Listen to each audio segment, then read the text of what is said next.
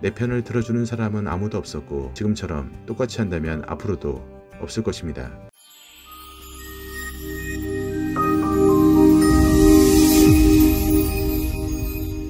이번처럼 벼랑 끝에 몰려있는 느낌은 처음입니다. 뜻하지 않은 일로 생존마저 위협받고 있습니다. 위기에 대비할 틈도 없이 순식간에 벌어졌습니다. 충분한 자본금이 없는 보험 설계사들에게 그동안의 영업 손실은 버티기 힘든 일이었습니다. 그럼에도 심기일전에서 열심히 해보자고 열심히 했지만 마지막에 가까워져만 갑니다. 모두가 겪고 있는 위기 상황에 관리자들과 대표는 돌파구를 찾았을까요? 몇 년간의 어려움 동안 대표들과 관리자들도 변화의 모습을 보았습니다. 어려움이 있을 때마다 그들은 예상을 벗어난 적이 없었습니다. 제일 걱정했던 것은 소속 설계사들의 오그라든 감소로 인한 본인들의 경제적 수입이 줄어드는 것이었습니다. 능력 없음에도 항상 이 위기는 통제할 수 있다는 발언들을 하였습니다. 이번 위기에도 같은 발언은 나왔습니다. 소속 팀원들과 보험 설계사들은 간절히 이 말을 믿고 있었습니다. 이용하고 수틀리면 바로 버려도 되는 사람 대우를 하였고 매번 말뿐이었습니다. 소속 보험 설계사들에게 일상으로 돌아갈 수 있을 거라고 이야기하고 해결을 위해 많은 노력한다고 했습니다. 그래서 평소에 무엇을 하는지 잘 지켜보고 확인해 보아야만 했습니다. 그런데 확인을 했더니 넘어갈 수 없는 아주 중요한 사실들이 밝혀졌다고 합니다.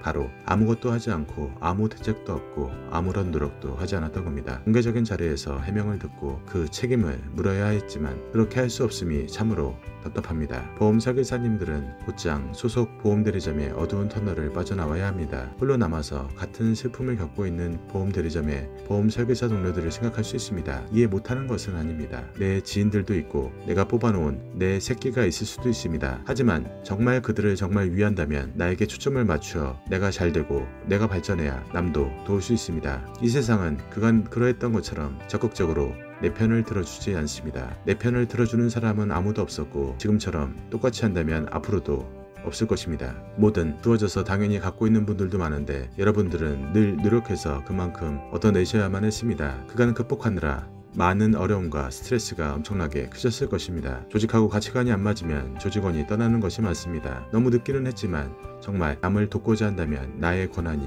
높아져야 남을 도울 수 있습니다. 내가 대표가 되어야 관리자들과 팀원들도 도울 수 있습니다. 그렇게 된다면 흩어져 있는 내 사람들도 다시 모을 수 있습니다. 어떠한 위기는 기회가 되기도 했습니다. 이번 위기도 그러할 것입니다. 보험 사업에서는 우리의 예상을 벗어나는 법이 없습니다. 보험으로 사업하기를 통하여 제대로 된 내 보험 사업을 하시기를 바랍니다.